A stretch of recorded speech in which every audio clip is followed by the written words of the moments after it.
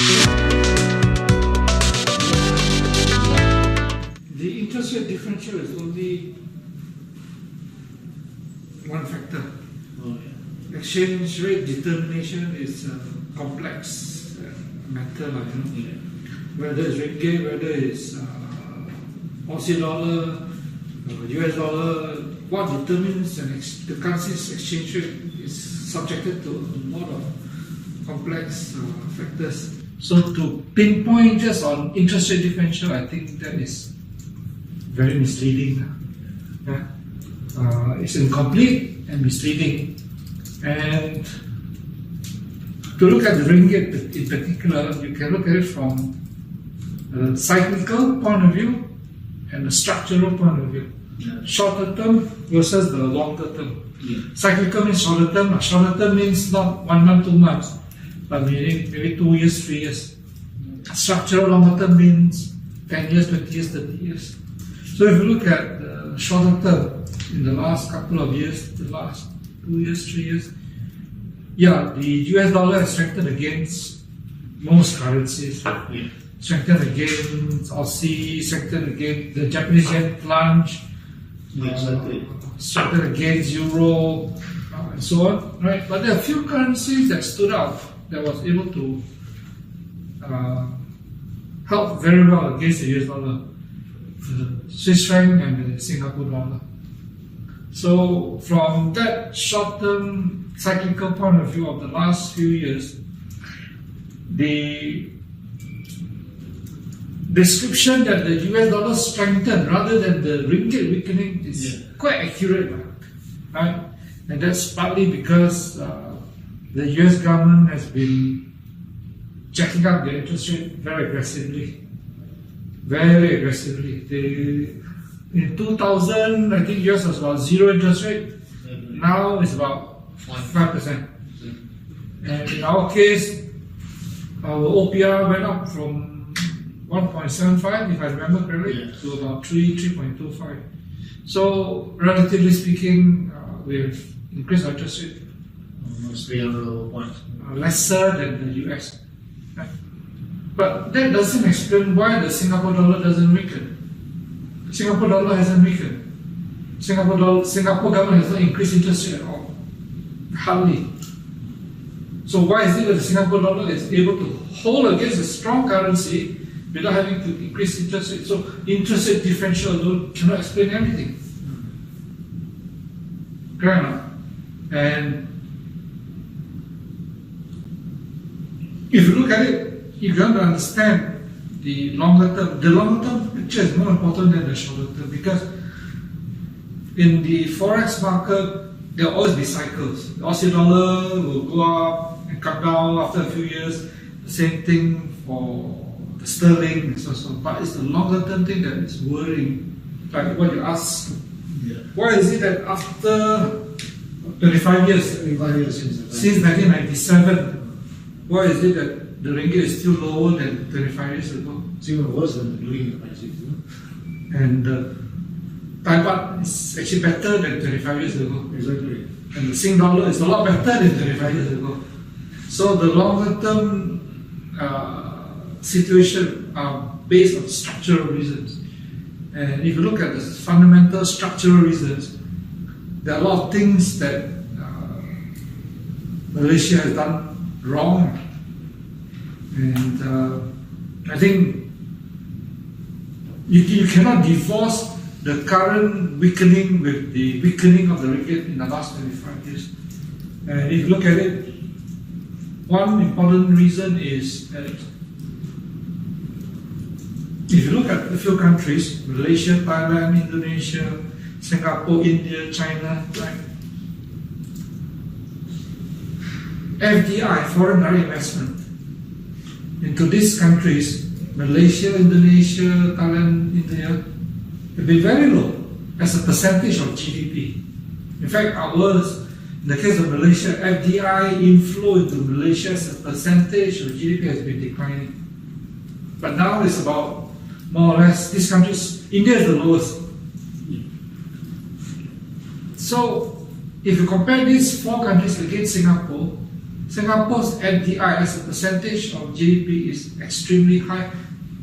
Not only for 1 year, but it has been high for many years, since 25 years ago. That partly explains why the Singapore dollar is so strong. That partly explains why the Indian rupee is even worse than the ringgit. Yeah, it's no worse. You spend between months now is about 80, I think, to the dollar. Not just that. Indian rupee against the US dollar Exactly. is what I call Jalan Sehala, one-way street. For the last 50 years, Exactly. the Indian rupee has been falling for the last 50 years. No pause. Exactly. So FDI is one important factor. The other important factor is budget deficit. That means how much the government has spent compared with how much they receive as a percentage of GDP. Again, you look at these few countries, right? India, Indonesia, Thailand, Malaysia, Singapore, and all that. Singapore stands out as the best. Hardly, except for the last 2-3 years of the COVID, Singapore has hardly got any budget deficit. Malaysia, budget deficit almost Jalan Sehala. We have been having budget deficit, I think ever since I started to learn how to read. And the worst budget deficit Malaysia had was when Malaysia in the 1970s, in the 80s, when Malaysian government went very aggressively in implementing the new economic policy. That was when we really had huge budget deficit. Levels of budget deficit there were extremely scary. But since then, except for maybe 1, 2, 3 years where we luckily had a budget surplus, for the greater part of the year, it's always been deficit. So the question is, where has the deficit been going? Your subsidies, for example. Right? So the deficit has been going for unproductive usage. Same thing for Thailand, Indonesia, India. So we have FDI as a percentage of GDP, budget deficit or surplus as a percentage of GDP. Then you look at current account surplus or current account situation. Right? You have first trade balance or trade deficit, and then current account surplus or current account deficit. Now, why I say all this is because you cannot look at the current situation now and divorce it from what happened 25 years ago. In the crisis 25 years ago, just before that, Malaysia also experienced not only budget deficit, we also experienced current account deficit. Huge amount of current account deficit as a percentage of GDP. Because at that time, the fourth Prime Minister was spending a lot like crazy, building a lot of nonsensical infrastructure that never resulted in anything. MAS bought so many new planes, and the planes, what did they use the planes for? To fly the fourth Prime Minister to Argentina to do horse riding. Of course, he had current account deficit because it's not generating revenue for export. So the current account deficit in the 80s, in the 1970s, Malaysia had very strong current account surplus because we had a lot of strong export from rubber, tin, palm oil, timber, right? And we were not really spending crazily on a lot of nonsensical infrastructure. So we had strong current account surplus, which was why in the 1970s our ringgit was able to be at par with Sing dollar, right? But then especially under the fourth Prime Minister, in so-called industrialization of Malaysia, which is misunderstood by a lot of people, led to very severe current account deficit. When you have current account deficit, it means what? You are importing a lot more than what you're exporting. I mean, That's at one level. And also the money is flowing out more than what the money is flowing in. So it makes your economy extremely vulnerable to inflows of short-term funds and long-term funds. If you compare Malaysia with India, also has persistent current account deficit. Thailand, Indonesia is somewhat similar to Malaysia, but not as bad as Malaysia. Before 1997, Thailand also had current account deficit, bad current account deficit. After that, we have enjoyed current account surplus, Malaysia, right? But as a percentage of GDP, our current account surplus has shrank. Our current account surplus now is only about maybe 1 to 2% of GDP. Whereas Thailand is sometimes slight deficit, sometimes 5%. So sometimes, in that sense, Thailand is slightly better than Malaysia. Indonesia, the same thing, in and out of deficit to surplus. Singapore has always got current account surplus. So it doesn't surprise you that the Sing dollar is strong against a strong US dollar because it's got strong fiscal position, budget surplus, strong external account, which is current account surplus, right? Strong inflow of FDI. And then, of course, the other thing is inflation. Yeah, our inflation is 3%, whatever it is. That's because there's a lot of price control and it's heavily subsidized.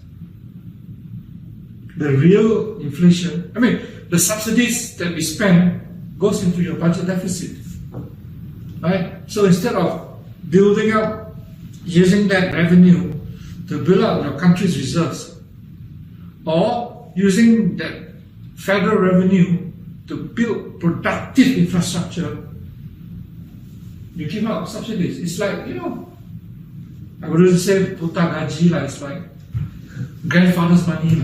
This grandfather very rich always can give subsidies. Of course, you have to pay the price. The price is the weak ringgit, the weak currency. So, what to do? You have political. The other thing is what Malaysia lacked in the last couple of years, in the last X number of years, versus, say, for example, Singapore, again, the same thing. Singapore, Thailand, Indonesia, and India, right? Of course, Singapore has enjoyed political stability. No one questions that, right? India, depending on the phase you're looking at, sometimes can be quite shaky. Thailand and Malaysia are a bit similar since 2014. When Thaksin's sister was kicked out, and Abisit and all that. Since then, Thailand has been having quite a fair bit of instability, just like Malaysia. And people don't realize, Indonesia has enjoyed political stability since SBY came. SBY was present for 2 terms, Jokowi present for 2 terms. So Indonesia has enjoyed political stability for almost 18, 20 years. Whereas we have been deteriorating into almost political uncertainty, political chaos. So political stability is another reason, which is linked. Political stability is linked to a few other things, FDI. Why FDI is low? Because you keep changing government, then how are you going to attract foreign investors? You have no new incentives, your tax rate is not competitive, you cannot reform your education system, your workforce is still depending on 2 million low-wage, low-skilled foreign workers. So why should FDI come in here? So it's all related. And coming back to inflation, because you want to be elected, you want to be popular. So those are some of the reasons why the ringgit has performed badly over the last, not just the last 2-3 years, but over the last 25 years. And if whoever is in the government, or whether the current government, the future government, if the government is not able to tackle it fundamentally, structurally, then the ringgit can be also jalan sahabat. Sorry? Keep on deteriorating. Over a period of time. Of course, there is sometimes when you strengthen the base, but if you look at the trend of the rupee and all those things, if you don't tackle your fundamental problems, it's not just interest rate differential. If it's just interest rate differential, it'll be so easy to manage the situation. It's a lot more than that. Right? So I hope that whoever is in the government can be honest about it, take a good hard look. Of course, the current government, you can't really blame them because they've been inside there for only what, 7 months already. About 6-7 months, right? So I guess a lot of problems started 20-30 years ago. There's a fallout from that. There's a fallout from that. Yeah, especially during when you see in the 1970s we enjoyed good economic strength because we were agricultural based, resource based, and that was an era where commodity prices went up like crazy. Of course, we benefited. We had trade surplus, current account surplus, and therefore you can got so much money. It's like the oil producer. I got so much oil money coming out. I can just keep on spending.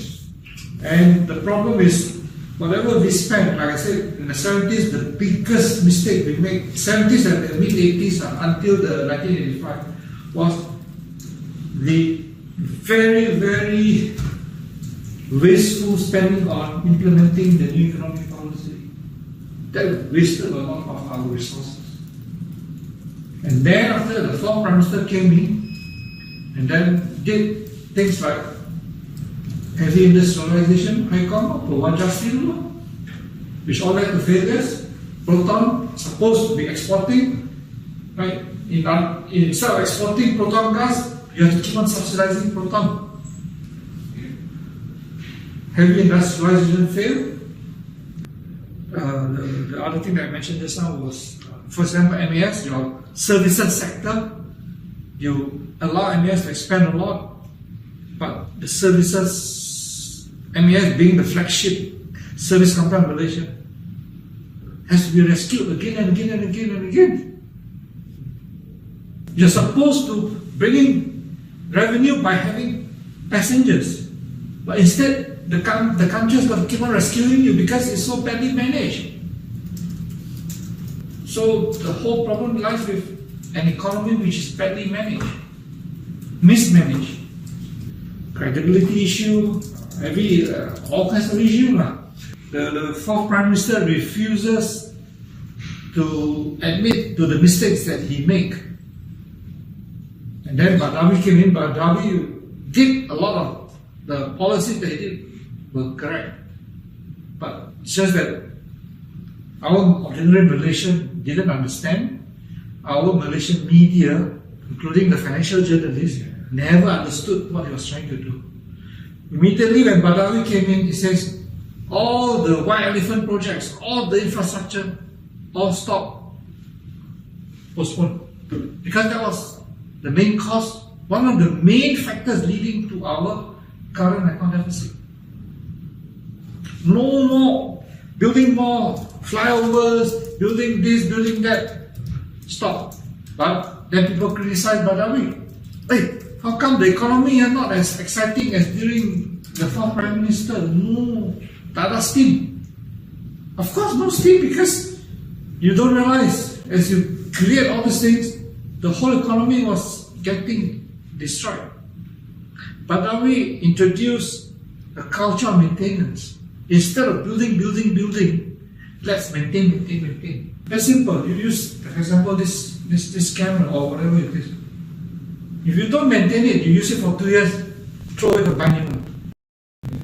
But if you maintain it well, use it for 20 years.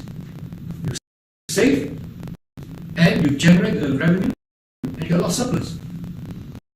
But when Malawi introduced this maintenance policy, you must have wondered, what kind of this stupid policy? That was what we needed. Because since you're here, let me share with you KLSE, which, you know, the aerotrain has been down, right? They say they stopped the aerotrain service for 2 years.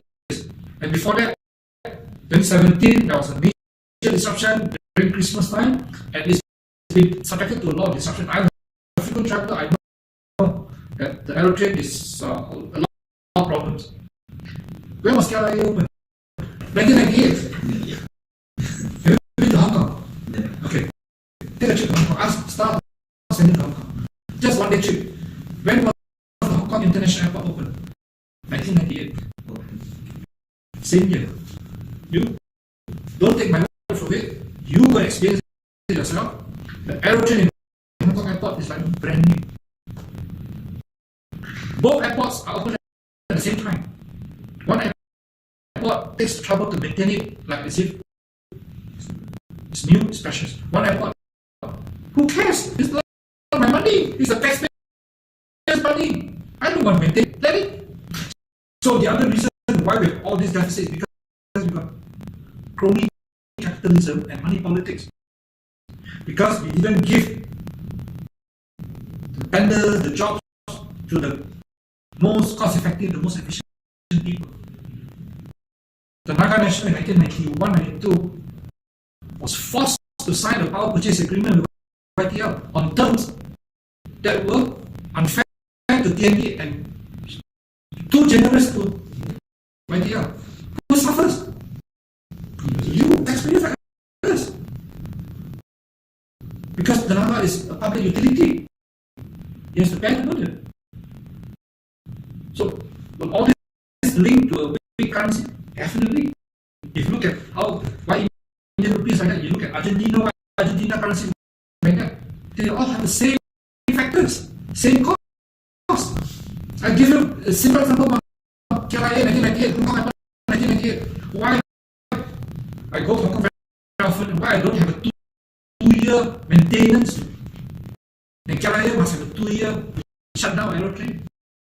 You mean when you have this sort of thing, you know, when you run a plane has got to be maintained at regular schedules. After 1 year, 3 years, 5 years, you must go for overhaul, maintenance, all that. You mean your aeroplane, you didn't know that you have to maintain it? Come on, you are operating a world-class airport, you know. If you don't know it, then you should not be managing the airport. So that's what maintenance is all about. But I was right. We at that time, in 1998, we had first-class infrastructure, third world mentality. But because of third world mentality, our first-class infrastructure became third-class infrastructure. Then what do you do now? You give contract to a local company, I think it was Pestec, right? To redo the whole aerotrain, something like 700-800 million ringgit, you know, just for the aerotrain. In March the 1st, you could see all the media reports. People have you mean the KLSE, right?